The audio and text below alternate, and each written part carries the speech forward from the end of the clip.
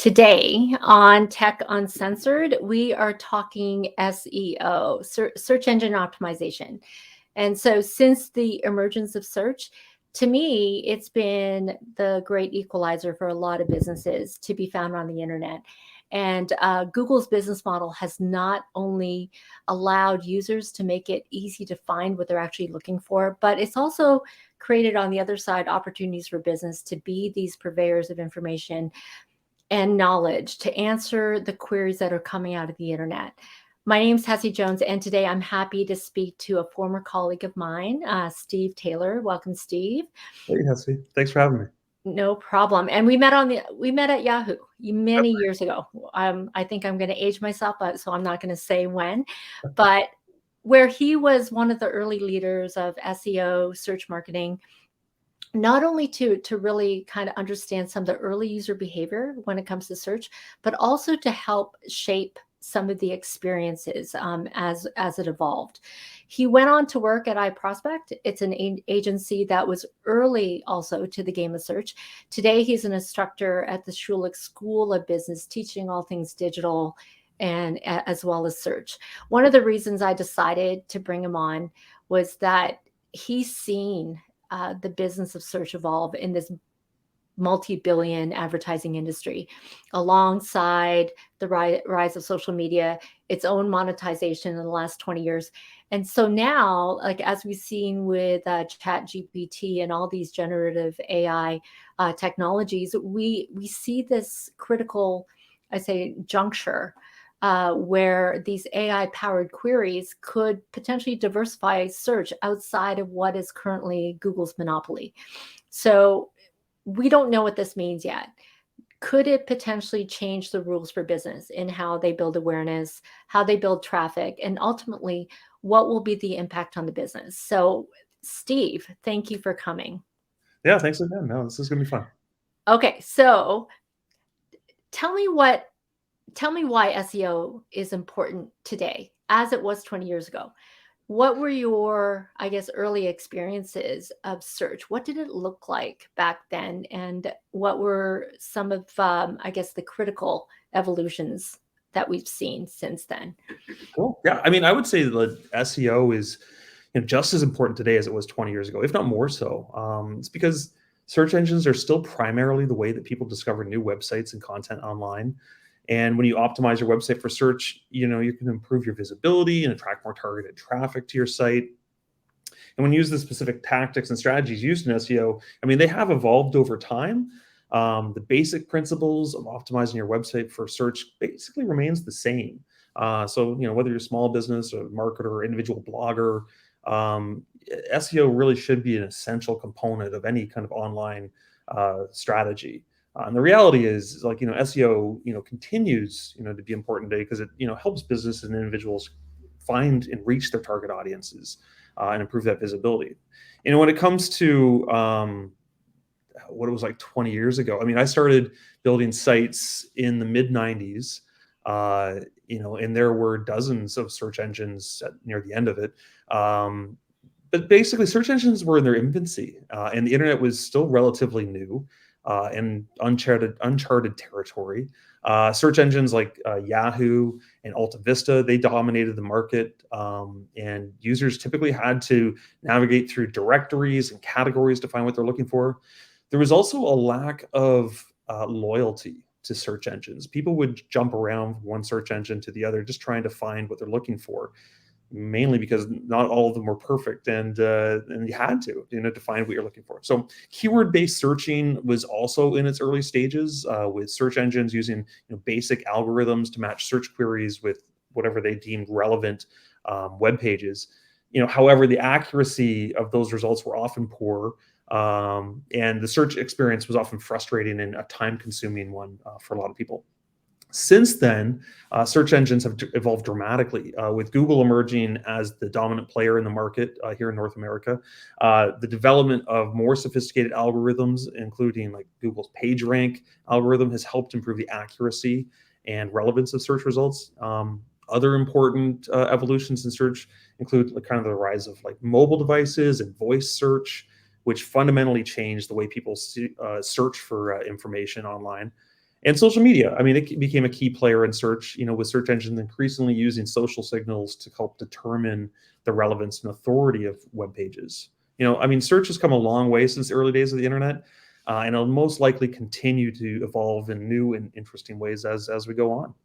Okay. So let's go back to one of the comments that you made about social search, Sure. because like when you and I were working together, I was working on the answer side and you're working on the search side. And at that time it was relatively still early. Like it was still keyword based from your perspective, but from my perspective, I was using Answers as a people search engine, and what we could get in terms of effectiveness was the ability for people to actually get more finite results about things because they were asking real people who understood context a lot more than Google. So tell me about how search has actually evolved with the rise of these community platforms, and how do they play together? That's a good question. I mean, the rise of community platforms like Answers or Quora has certainly had an impact on search, as people increasingly turn to these platforms to find kind of more granular and specific data or information. One way that search engines like Google have responded to this trend is by incorporating like community generated content into their search results. This includes features like Google's people also search feature, or sometimes you'll see like a list of questions. Um, and it's basically based on user behavior and search history. Or when Google, maybe they highlight a specific part of a YouTube video that answers the question that's being searched, and that'll be just in the search results. I believe this is done in an effort to answer the user's questions as quickly as possible, and I imagine that that's going to continue to be the case, especially with the rise of generative AI. I just think they're going to try their best to, keep their dominance and show their importance uh, by doing that. Okay. So that leads me to the next question. So today, or maybe in the next little while, what are the major search engines that a startup really needs to pay attention to boost the rankings? And assuming that you're talking about generative AI, we assume now we can introduce Bing into the mix. Sure. Yeah, I would say like as a startup founder, there are a few major search engines that you should pay attention to in order to boost your rankings and improve online visibility. Uh, First off is Google. They're the world's largest search engine. They have about 90% market share in Canada and the US. Google is still the most important platform to optimize for. The vast majority of people use Google to search for information online, so it's critical to have really strong presence on this platform. Bing only accounts for about 5% market share. However, Bing has emerged as a viable alternative, and it's worth considering when optimizing your website. With the launch of its new AI-powered search engine that's running on next generation OpenAI large language model, which is more powerful than ChatGPT and customized specifically for search. This development can make Bing an even more important factor in the search landscape. So it's definitely worth paying attention to and optimizing for if you want to improve your search rankings and reach more potential customers. It's more of the long play. And then there's an alternative to those two. There's DuckDuckGo, which is a privacy-focused search engine. It's gained a loyal following in recent years, and it's worth considering for its niche audience. It doesn't have a huge audience market share wise. I think it's somewhere around the 1% mark. Mhm. But it's a different audience that isn't on those other platforms. And that's the thing you want to consider. You just want to understand like how much time and effort you're putting into all these things. The thing is, when you're optimizing your website for search engines, it's important to focus on creating high quality, relevant content that provides value to your target audience. And this can include optimizing your website structure, the meta tags, and content to ensure that it's easily discovered by search engines like Google and Bing. Okay. So let's break this down a little bit. So about SEO and its effectiveness. So react to these statements or questions. SEO results in higher traffic and conversions, correct? Okay, so since we're getting into more specific questions, I'll just preface that when it comes to search engine optimization and search engine marketing, every answer will or should start with "it depends," Okay. because these strategies are highly dependent on a variety of factors, including your industry, your competition, your target audience, your budget, and goals. So there's no one size fits all approach to SEO and SEM. Um, what works for one business may not work for another. That being said, I'm going to do my best to answer your questions in a way that can benefit, everyone that's listening can benefit from. So the first one was, what do we know today about the effectiveness of SEO? Yeah, And from a conversion perspective, higher traffic, higher conversions typically. okay, so today we know SEO remains, essential component of any successful online strategy. By optimizing your website and content for search engines, you're going to improve your visibility and attract more targeted traffic to your site. And studies have consistently shown that organic search traffic from search engines like Google and Bing are going to generate a higher ROI than other forms of digital marketing, such as social media or paid advertising. Additionally, the vast majority of people use search engines to find information online, so having a strong presence in search in the search results is critical for reaching your target audience. Okay. However, the effectiveness of SEO is not really guaranteed. It can take time and effort to achieve results. Success in SEO requires a long-term approach that focuses on creating high quality, relevant content, building backlinks from reputable sources, and ensuring that your website is technically sound and optimized for search engines. So, does SEO results in higher traffic and conversions? Yeah, SEO can lead to higher traffic and conversions.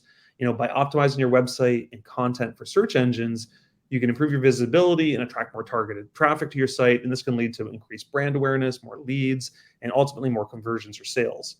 And, so I think there's definitely still, definitely room for a positive angle on that. Okay, so then the next question, I think it has to be coupled with the one after, is SEO the best driver for effective marketing? I know that's a blanket statement, but for the most part, it's basically saying that the information that comes out of let's say your SEO research is the one that you should use to determine what your content strategy is, what your marketing strategy is online. Right. I would say, again, always it depends, but SEO can be a highly effective driver of marketing. It's not necessarily the best or only option for every business. The effectiveness of SEO is going to depend on a variety of factors like your industry, competition, your audience. For some businesses, SEO may be the primary driver for online marketing efforts, while others, social, paid advertising, or other strategies may be more effective. The key is to develop a comprehensive marketing plan that's going to take into account your business goals, your budget, and your target audience, and includes a mix of strategies that work together. Okay. That being said, I would say SEO can be a highly effective way to drive traffic. It's important to remember that SEO is a long-term strategy. It's going to require ongoing effort and attention. Success in SEO requires a focus on creating high quality, relevant content, getting those backlinks, and ensuring that the website's technically sound and optimized for search engines. Okay. So is the starting point really about the research? Because my understanding is, okay, so you built your ICP, your ideal customer profile. You understand kind of like their buying journey. You know what questions they probably will ask at different points in the journey.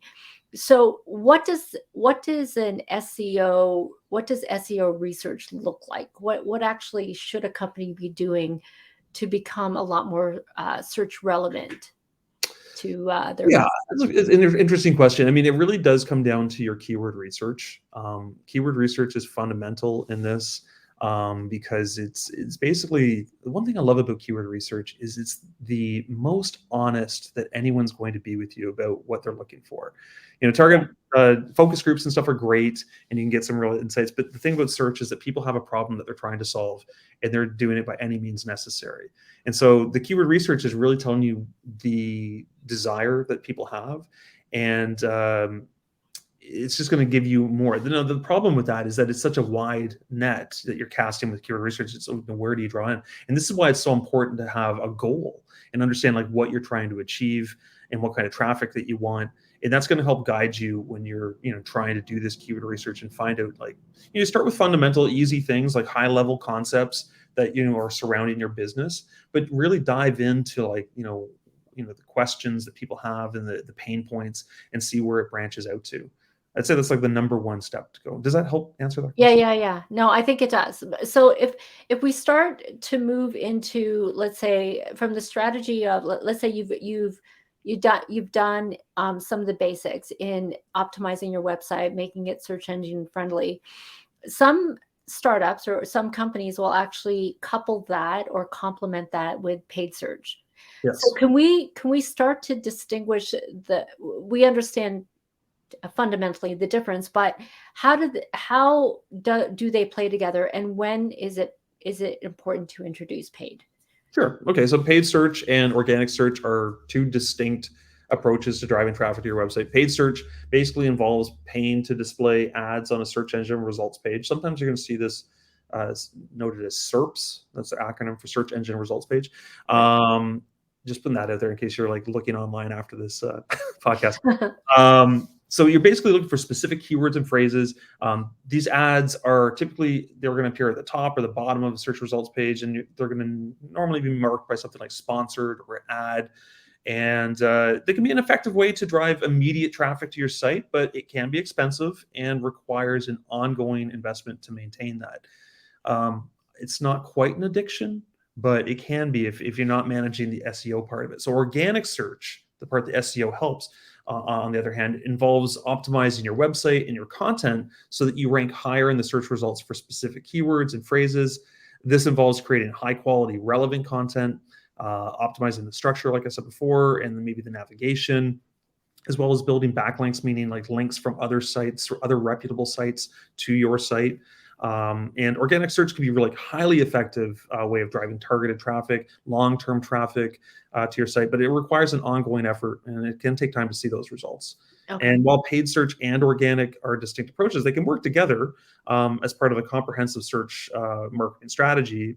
By using paid search to drive immediate traffic and complementing it with organic search efforts to build long-term traffic. Businesses can maximize the effectiveness of the search engine marketing efforts overall. Okay. It's funny because there is, and this happens a lot, especially with our website and even with my personal website, that there are a lot of people that are asking for sponsored posts to put sponsored posts on your site, um, and or even incorporating one of the links so that you could backlink into their site. Right. What does that say when you get a lot of requests for that on your site? Does it mean that your site is actually search engine friendly if you're getting pummeled with this kind of spam on an ongoing I basis? don't know. I think I wouldn't try to analyze your site's effectiveness by the level of like requests that way, just because it could just be spam. I think the most important thing is to ensure that whenever you're looking at linking out to another site, that you do your due diligence and make sure that it reflects well on your site. Okay. Don't chase the money on that aspect. I mean, because you could just be linking out to garbage websites, which in turn could end up being a negative on your site. Okay. Does that help? So yeah, no, that's cool. I just want to get you to reiterate some of these basic principles to Okay. achieve search engine rankings, because at the end of the day, anything that you do is going to inform so many other things that from a strategic marketing perspective. So can you just reiterate some of those principles again? Like the fundamentals, basically. Yeah, I think the fundamentals. Okay, that's fair. Yeah, maybe we definitely do that. So, okay, let's start with the keyword research. I'll just start with there again. One of the most important aspects of SEO is identifying the keywords and phrases that your target audience is using to search for information related to your business. This involves conducting keyword research to identify high value, relevant keywords that you can target your website's content. The way that you can find these keywords, there are tools like Google Ads Keyword Planner. That's through their ad platform. Okay. It's a free to use tool. If you're not advertising anything, you get a range when it comes to the volume that those search terms get generally. If you are advertising, you get a bit more specific data. If you want paid tools to use, tools like SEMrush, Ahrefs, which is spelled Ahrefs, and Moz are all great paid tools that will help you find keywords and give you more data. Personally, and this is not sponsored post anyway, I prefer SEMrush just because their historical data goes back to, I think, 2012. And so it can really give you some trend data to understand, like, what's the behavior of these keywords and stuff like that. So then you got on-page optimization. Once you've identified your target keywords, you need to optimize your website's pages to ensure that they're properly structured and contain relevant, high-quality content. And this includes optimizing the meta tags, the header tags, the alt tags for the images, and any other kind of on-page elements to help search engines better understand what the content of your site is all about. That leads us into the technical optimization. In addition to on-page optimization, you need to ensure that your website's technically sound and free from any kind of technical errors that may impact your search engine ranking. This includes things like how fast the page loads for all the individual pages, how mobile friendly the site is, and the site architecture, as well as just the basic cleanliness of the code. You want to make it easy for the search engine spiders to understand the code and what the website's all about.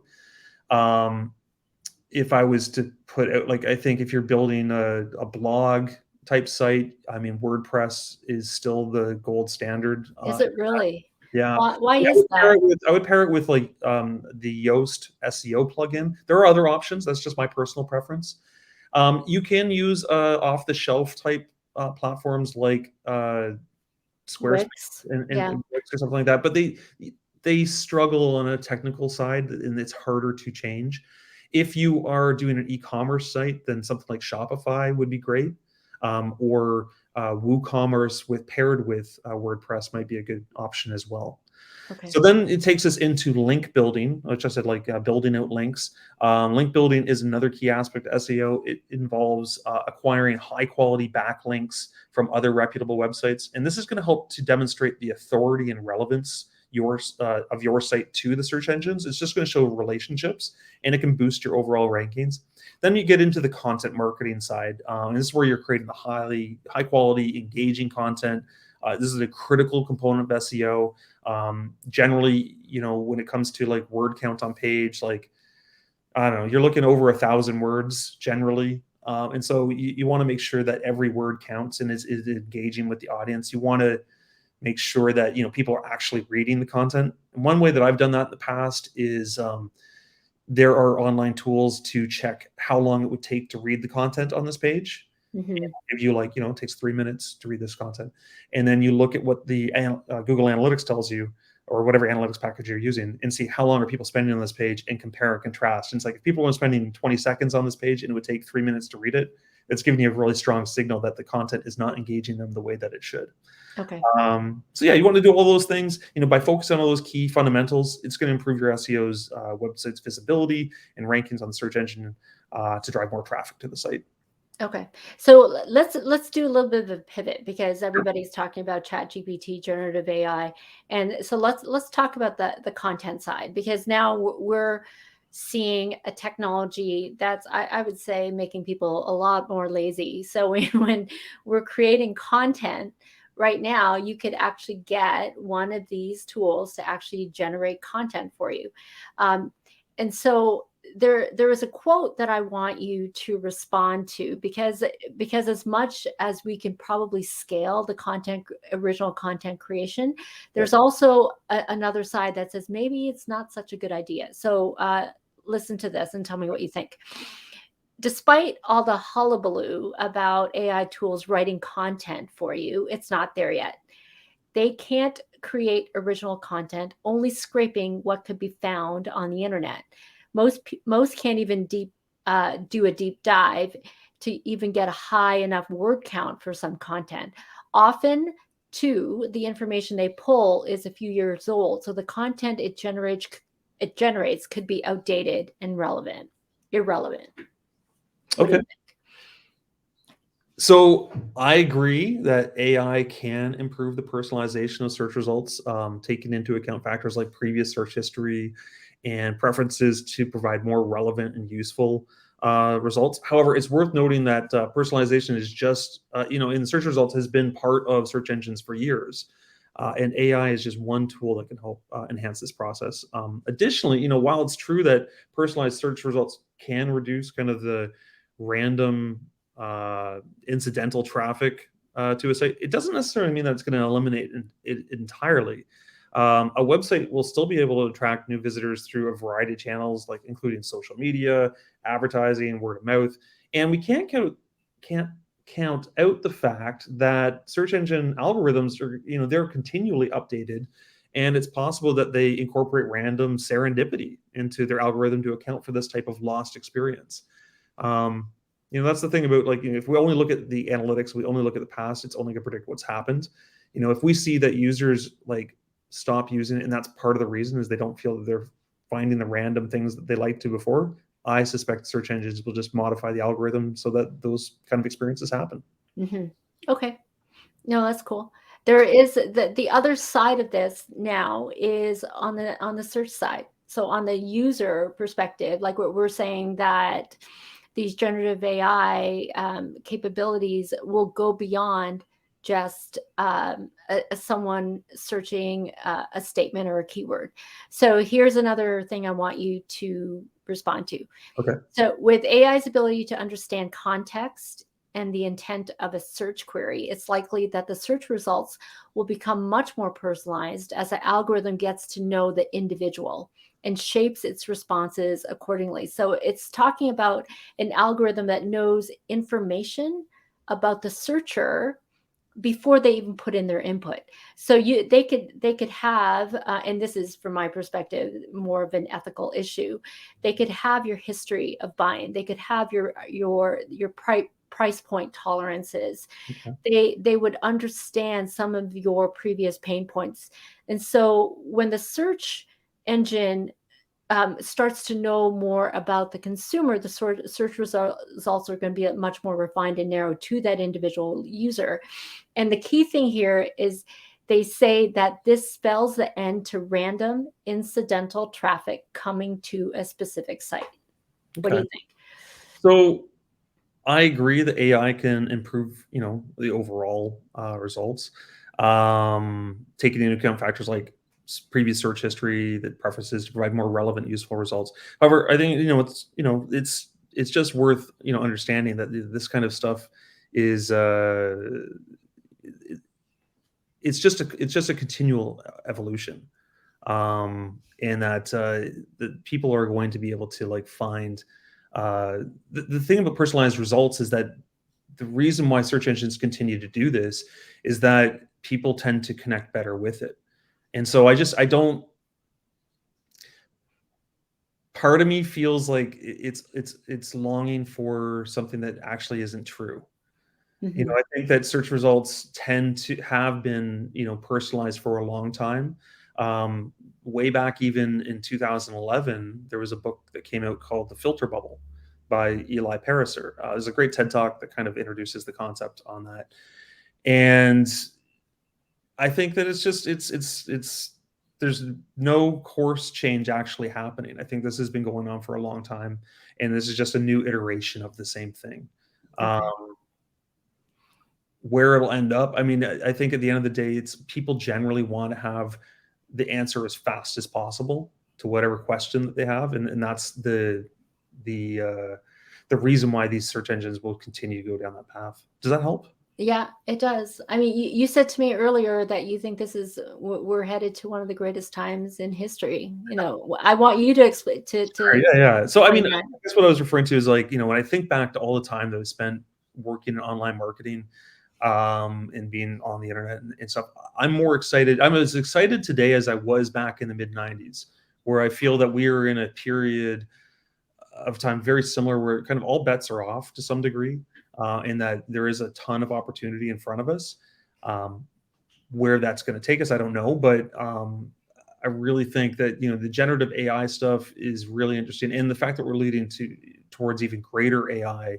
Um, Whenever any kind of technology disrupts, sure, there will be some jobs that are affected, but there's always a ton of new jobs that never existed before they come out. So I'm not a doom and gloom guy. I really think that there's going to be some really interesting things that come out of this, and it's just to find a fascinating way of that we can now learn more and create more with these Yeah. tools.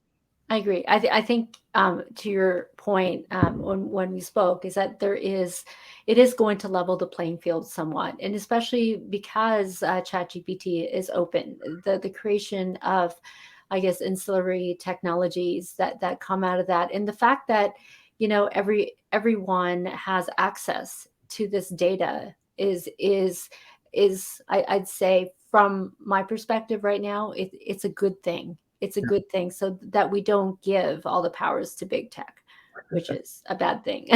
I think having diversity is good. Mhm.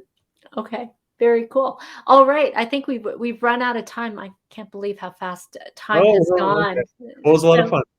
thank you, Steve. Thanks for coming today. And where can people find you these I days? mean, really, my favorite spot to some people is LinkedIn. At this point, you can find me at I am Steve Tay. Okay, I think it's on my screen there. great. But yeah, reach out. Happy to answer questions. Thank you so much again. Thanks, Stephanie. Okay, so for our audience, if you have any topics you want us to cover, please email us at communications@altitudeaccelerator.ca. We are currently accepting applications to our investor readiness and incubator program. So please visit us at our website, altitudeaccelerator.ca. This is Tech Uncensored. I'm Hessie Jones. And until next time, have fun and stay safe.